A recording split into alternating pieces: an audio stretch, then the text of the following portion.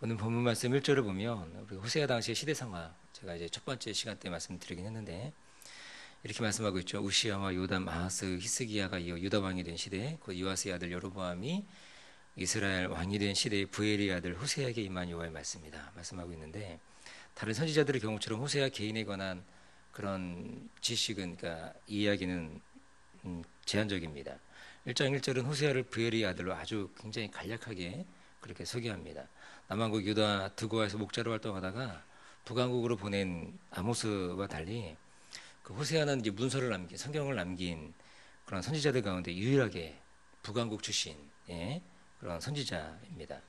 당시 시대 상황을 보면 여로보암이 왕이 된 시대인데, 이 여로보암이라고 하는 사람은 여로보암 2세를 말하는 것입니다.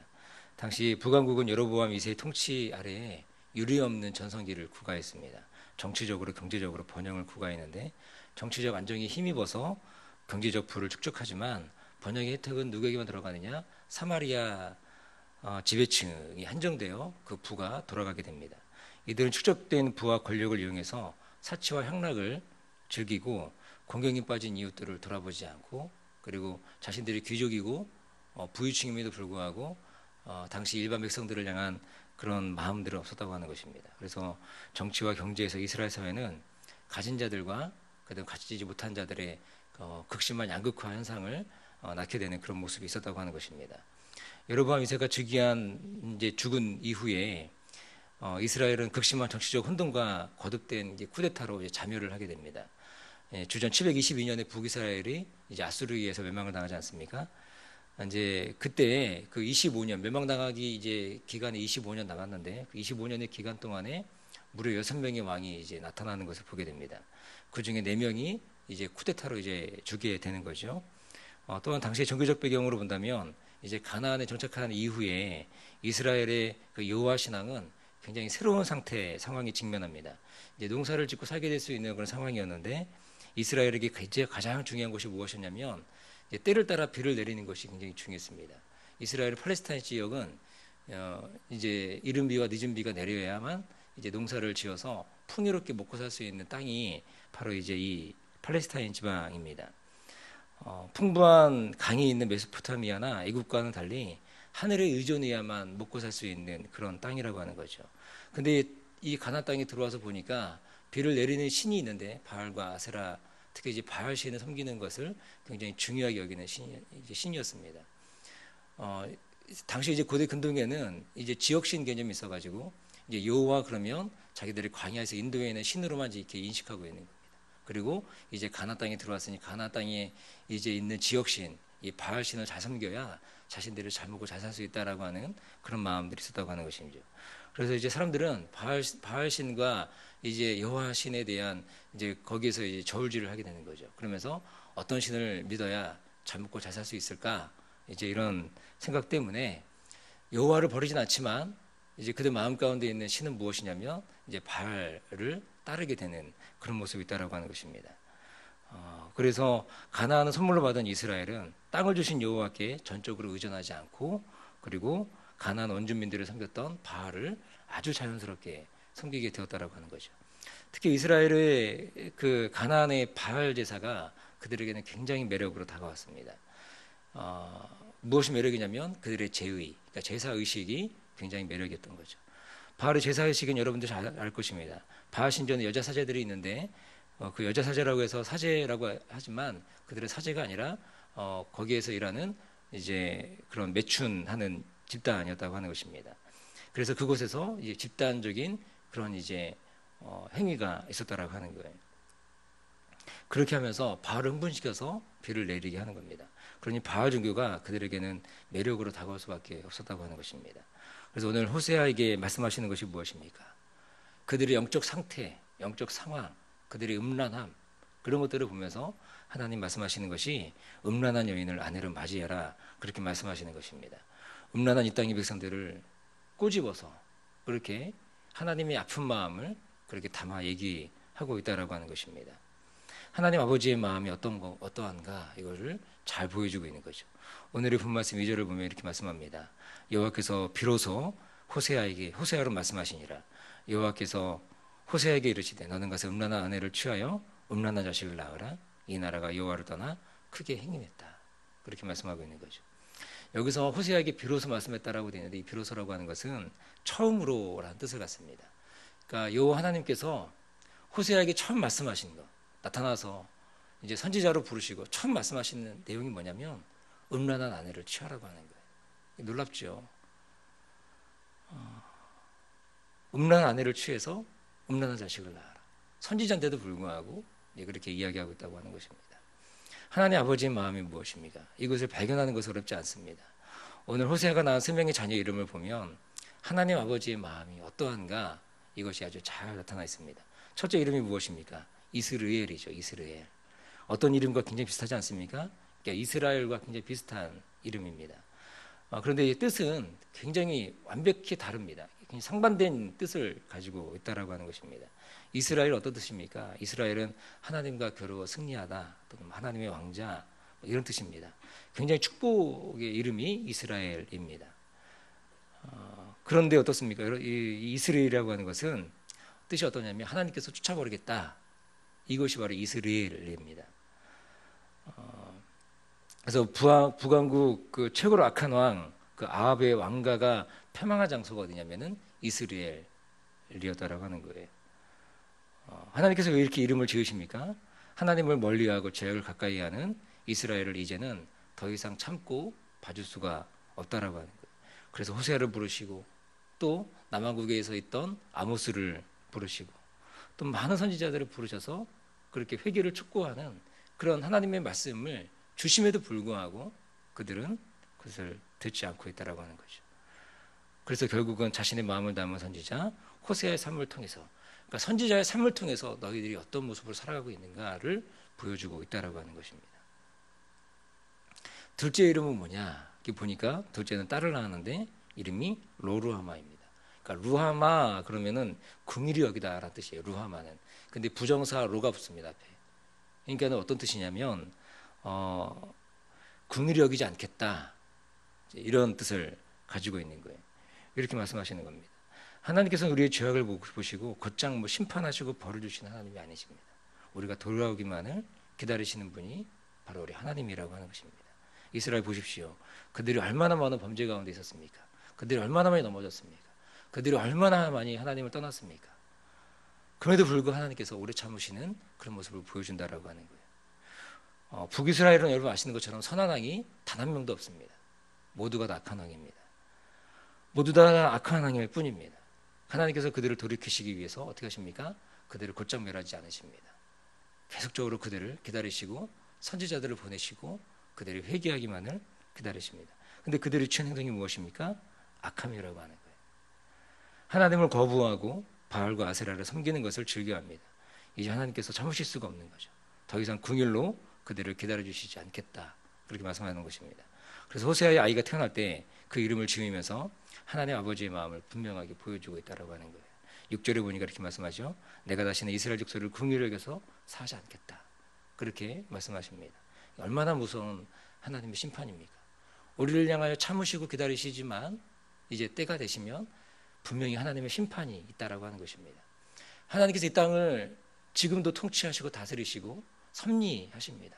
우리의 개인의 신자의 삶을 그리고 이 세상의 모든 우리가 하나님의 섭리가 있을까라고 생각하는 그 상황 가운데서도 우리 하나님은 여전히 우리 가운데 살아계시고 섭리하십니다. 그리고 너무나 중요한 마지막 때에 하나님이 분명히 심판하신다라고 하는 것입니다. 그 심판의 순간이 임하기 전에 우리가 하나님을 향하여 눈을 들고 우리의 마음을 고백하며 그렇게 나아가는 모습이 필요한 줄 믿습니다. 세 번째 아들의 이름 무엇입니까? 로암미입니다. 암미는 내 백성이라는 뜻인데 거기에 부정사가 붙죠. 로가 붙습니다. 로암미. 내 백성이 아니다. 이렇게 말씀하고 있는 겁니다. 여러분 하나님께서 이스라엘 백성들을 얼마나 사랑하셨습니까? 너무나 사랑하셔서 이집트에서 고통받고 있는 그들의 부르짖음을 들으십니다. 그리고 그들을 불러내셔서 이제 가나안 땅까지 오게 만드셨습니다. 그리고 하나님은 기대가 있습니다. 이들을 향한 기대 무엇입니까? 하나님의 말씀이 왕이 되어 하나님의 말씀에 다스리심과 통치하심을 경험하는 그런 공동체, 그런 하나님의 나라, 하나님의 백성을 만들고 싶었던 거죠. 그런데 이게 웬일입니까?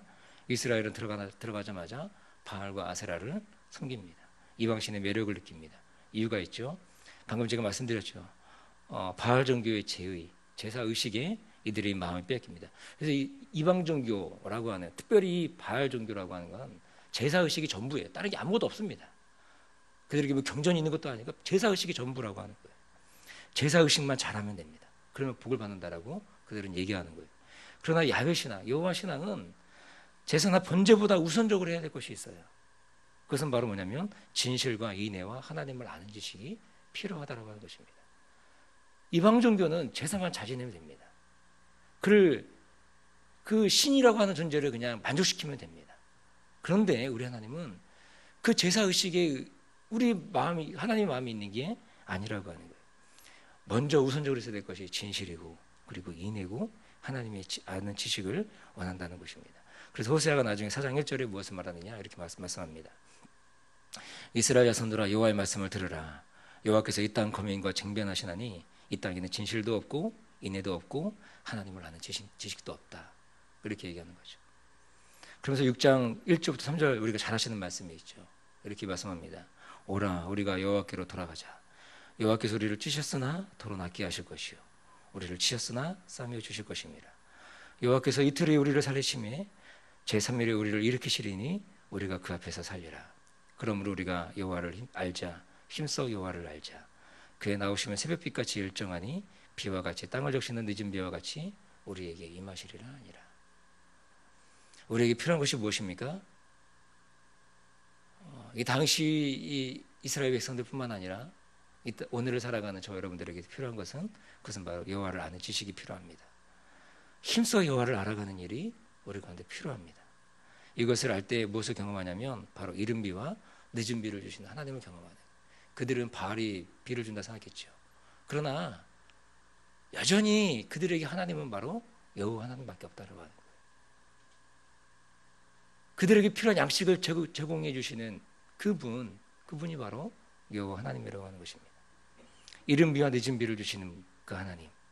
이스라엘 땅은 객관적으로 보면 적과 꿀이 흐르는 땅이라고 볼 수 없습니다.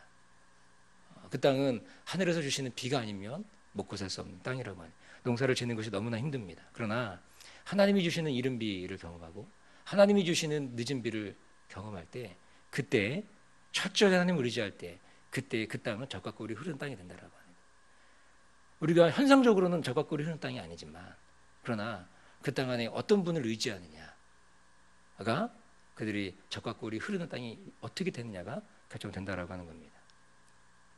강수량이 풍부한 이 메소포타미아 문명 또는 이집트 문명, 이집트 같은 땅은 발로 땅을 밟으면 물이 올라오는 땅이라고 합니다. 그러니까 풍족한 물이 있는 땅이죠.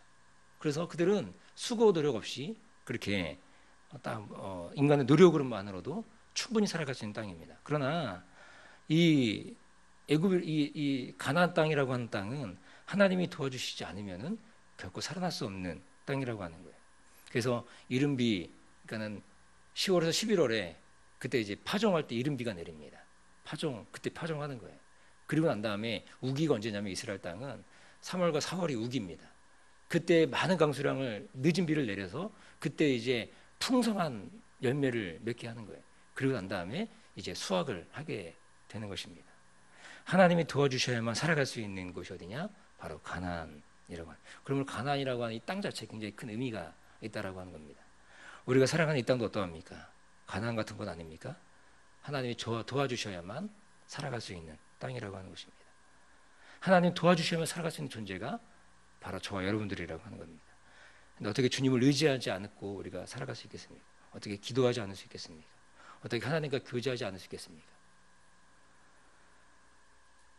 이스라엘 백성들 보십시오. 그들은 그런 가나안 땅에 들어와서는 바로 하나님을 버리는 거예요. 정확하게 하나님도 섬기고 바알도 섬겼지만, 그러나 나중에는 어떻게 합니까? 이제 하나님을 버리는 지경에까지 그들이 오게 된다고 하는 것입니다. 하나님과 이스라엘은 언약 관계에 있습니다. 그들이 가나안을 출애굽을 해서 이 가나안 땅에 오기 전에 그들이 시내산에 머물면서 하나님과 언약을 맺습니다. 그렇게 해서 하나님의 언약된 백성으로 축복된 삶을 영위할 수 있는. 그런데 하나님께서 이제 이것을 포기하겠다고 하는 거죠. 이 언약을 포기하겠다. 어떻게 할 수 있느냐면 호세의 세 번째 아들의 이름에서 할 수 있습니다. 로암미, 내 백성이 아니다. 그렇게 얘기하는 거예요. 관계 청산의 원인 제공이 누구였습니까? 하나님께 있는 거예요? 그렇지 않죠. 이스라엘 백성들이 하나님을 버린 겁니다. 하나님께 맺은 언약을 깨버린 거예요. 여러분, 우리 삶은 어떠합니까? 하나님과의 언약 백성으로서의 우리 가운데 신실함이 있는가 좀 돌아보기를 원합니다. 하나님을 알아가는 삶이 있는가 보기 원합니다. 하나님을 알아가는 시작이 뭐냐? 그래서 하나님 말씀을 우리 가운데 주신 이 완벽한 하나님의 자기 계시라고 하는 이 성경을 우리가 사랑하는 일입니다. 묵상하고 또 읽어가는 것입니다. 우리에게 주신 이 말씀을 사랑하는 것입니다. 그럴 때 우리가 하나님을 잘 알아갈 수 있을 것입니다. 이 하나님을 알아가는 일에 우리가 마음을 다하고, 그리고 이 하나님을 알아가는 일에 또 다른 누군가를 도울 수 있는 그런 모습이 우리의 모습이 되기를 원합니다. 그래서 하나님이 원하시는 것은 하나님을 알아가는 것, 하나님과 교제하는 일.